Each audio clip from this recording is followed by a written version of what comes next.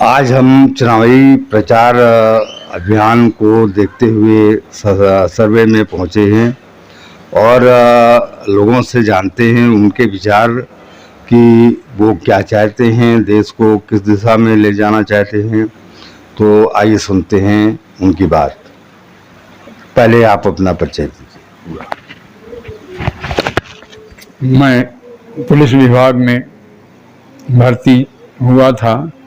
अपनी कर्तव्य निष्ठा से कार्य करते हुए मैं सन 2006 में सब इंस्पेक्टर के पद से रिटायर हुआ हूँ। मुझे 2002 में शासकीय कर्तव्य निष्ठा के लिए ईमानदारी से कर्तव्य पालन में राष्ट्रपति पदक से सम्मानित किया गया था।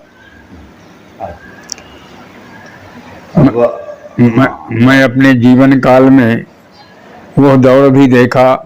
सन 1970 में भर्ती हुआ था। उस समय कांग्रेस का शासन था। उस समय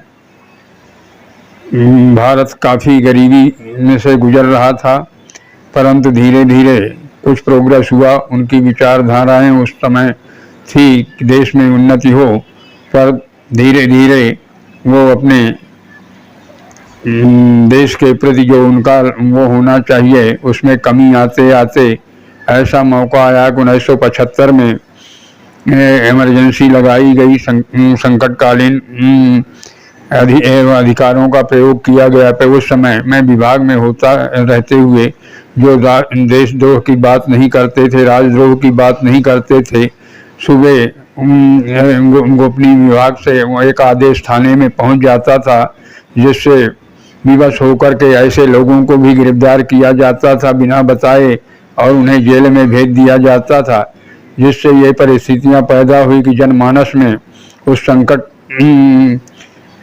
कालीन की विचारधाराओं में परिवर्तन आया और लोग 1977 में जन कल्याणकारी योजनाओं के तहत बनाने के लिए जनता दल को निर्वाचित किए थे, परंतु कुछ समय बाद उनमें विभिन्नता होने से वो भी पार्टी नहीं चल पाई। अंत में पुनः कांग्रेस का शासन आया, पर उसमें जो विचारधाराएं थी उनमें ज़्यादा सुधार नहीं था। वही पूर्ववत विचारधाराओं पर थे। वो धीरे धीरे जनमानस में परिवर्तन आया और जनसंघ पार्टी में अटल बिहारी वाजपेयी जो है वो उभर कर आए। उनकी योग्यता और कर्तव्य निष्ठा और ईमानदारी के कारण उन्हें 2 बार प्रधानमंत्री पद पर निर्वाचित किया गया, परंतु 19 पार्टियों के को लेकर किस प्रकार से हाथ पैर जोड़ करके उन्होंने 5 वर्ष शासन किया, पर उनकी योजनाएं जो भारत प्रधानमंत्री आपके जन कल्याणकारी सड़क योजना, छोटे राज्यों को का नाम से अलग करना, जो बड़े राज्य थे उन पे का नाम से शासन, वहाँ के लोगों को जिम्मेदारी सौंपना और देश में विदेश में सभी जगह उनकी जो विदेश नीति थी उसका सम्मान हुआ। और उसके साथ साथ धीरे धीरे भारतीय जनता पार्टी का उदय तेजी गति से होने लगा। इसके बाद राजस्थान के मुख्यमंत्री नरेंद्र मोदी जी ने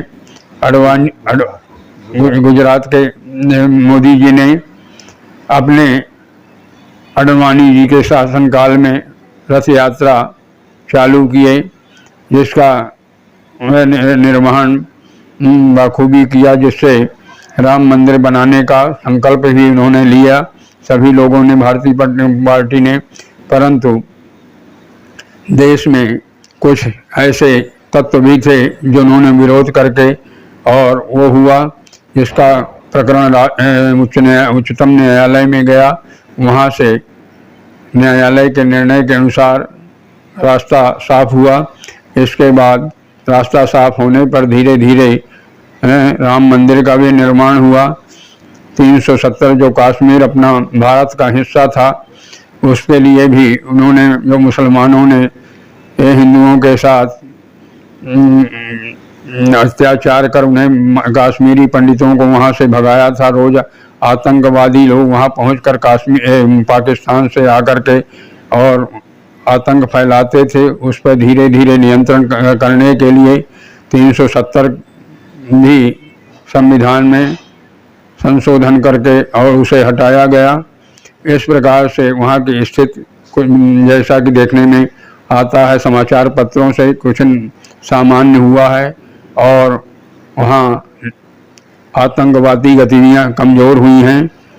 और जो अपना पंजाब है जिसमें लगा हुआ पाकिस्तान से है, वहाँ भी आज नशीले पदार्थों का जो होता है उस पर भी नियंत्रण करने का प्रयास किया जा रहा है। तो इस प्रकार से भारत जो है विकसित देश की ओर अग्रसर हो रहा है और देश का विकास और पूरे विश्व में देश की कीर्ति फैले और जहाँ भी हमारे भारतीय लोग विदेशों में हैं वो सम्मान से साथ अपना जीवन व्यतीत कर सकें।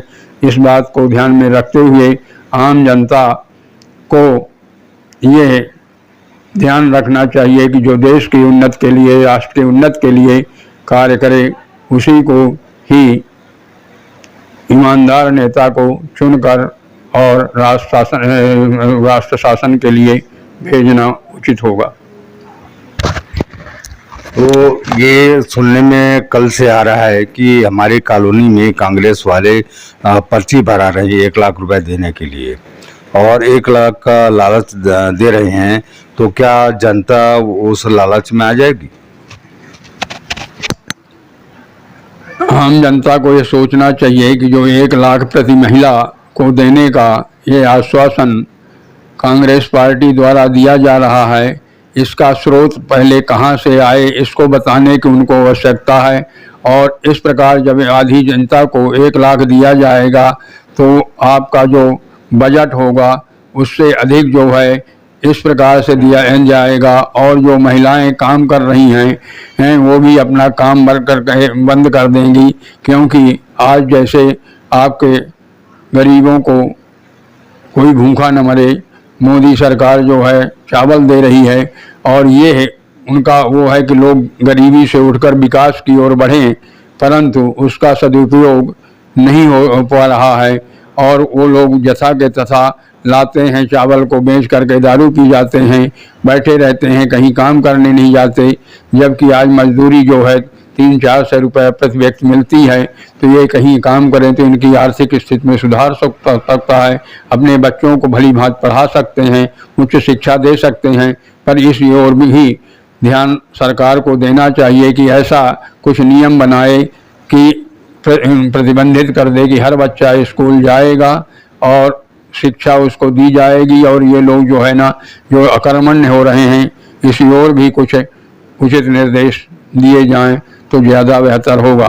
और जो 1 लाख देने की बात है, कल जो है बेरोजगार बैठे रहेंगे पुरुष पढ़ने के बाद तो उनको बोलेंगे कि हमको भी चाहिए, तो इस प्रकार से जो आपके इनकम होगा वो पूरा इन लोगों को बांट दिया जाएगा तो विकास कार्य अपने आप अवरुद्ध हो जाएगा। इसलिए इस बात को ध्यान रख कर के ही आम जनता को अपना उम्मीदवार को वोट दे करके और चुनना चाहिए। राहुल गांधी कहते हैं कि हम जीत के आएंगे तो जितने भी परमाणु अस्त्र शस्त्र हैं सबको समुद्र में डाल देंगे। तो क्या समुद्र में डालने से शांति आएगी देश में? चीन चुपचाप बैठा रहेगा, अमेरिका बैठा रहेगा? ये क्या बोल रहे हैं?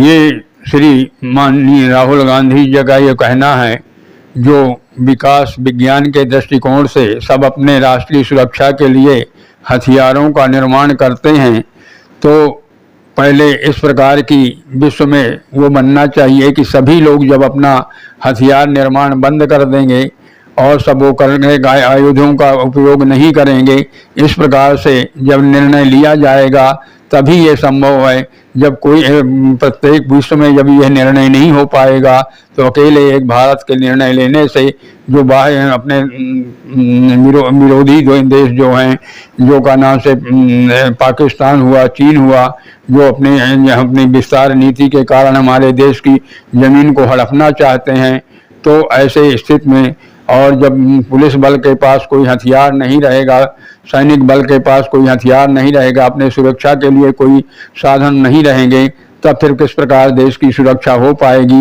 ये भी विचारणीय प्रश्न होना चाहिए। इस प्रकार की उटपटांग बातों से किसी प्रकार से देश का कल्याण नहीं होता। तो धन्यवाद पंडित जी, आपने अपना कीमती समय दिया, इसके लिए बहुत बहुत धन्यवाद। अब हम दोस्त से बात करेंगे।